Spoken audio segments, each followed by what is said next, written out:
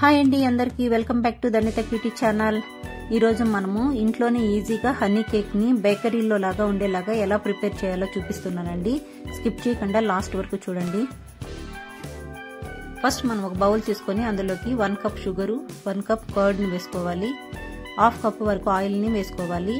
ఇప్పుడు దీని అంతటిని నీట్ గా మిక్స్ చేసుకోవాలి.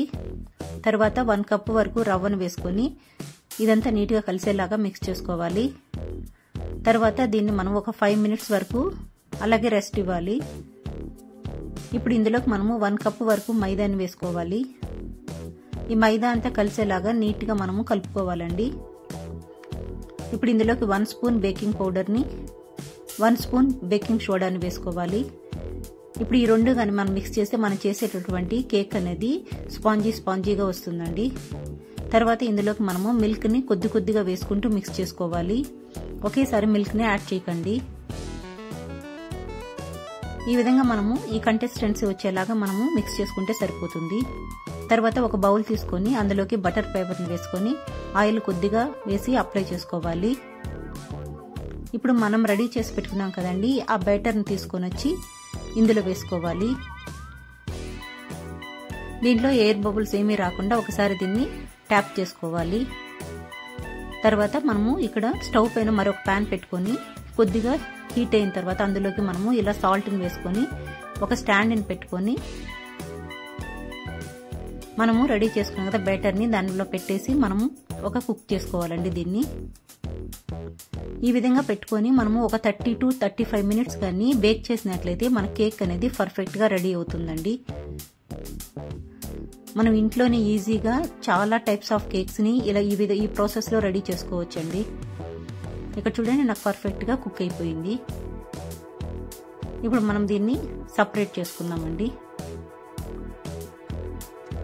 ఇప్పుడు స్టవ్ పైన మరొక ప్యాన్ పెట్టుకొని అందులోకి ఒక 2 స్పూన్స్ 3 స్పూన్స్ వరకు షుగర్ ని వేసుకోవాలి. ఒక 2 డ్రాప్స్ వాటర్ ని వేసుకొని షుగర్ ని మెల్ట్ అవ్వాలి. ఇప్పుడు షుగర్ అనేది మెల్ట్ అయిపోవచ్చు కదండి. ఇప్పుడు ఇందులోకి ఒక 2 స్పూన్స్ వరకు హనీని యాడ్ చేసుకోండి. ఇప్పుడు షుగర్ హనీ సిరప్ అనేది మనకు రెడీ అయిపోయింది. దీన్ని మనము వేరే బౌల్లోకి తీసుకోవాలి. ఇప్పుడు ఇందులోకి మనము ఒక 2-3 స్పూన్స్ వరకు జామున్ వేసుకొని జామ్ అంతా మెల్ట్ అయిపోయేంత వరకు దాన్ని మనము హీట్ చేసుకోవాలి. ఇందులోకి మీరు ఇప్పుడు ఒక 2-3 స్పూన్స్ వరకు హనీని యాడ్ చేసుకోవాలి. ఈ విధంగా కానీ మనము కుక్ చేసుకున్నట్లయితే మనకు పర్ఫెక్ట్ గా మనకు కావలసినటువంటి బ్యాటర్ రెడీ అయిపోతుంది. ఇప్పుడు మనము కేక్ ని వేరొక ప్లేట్ లోకి టర్న్ చేసుకుందాము.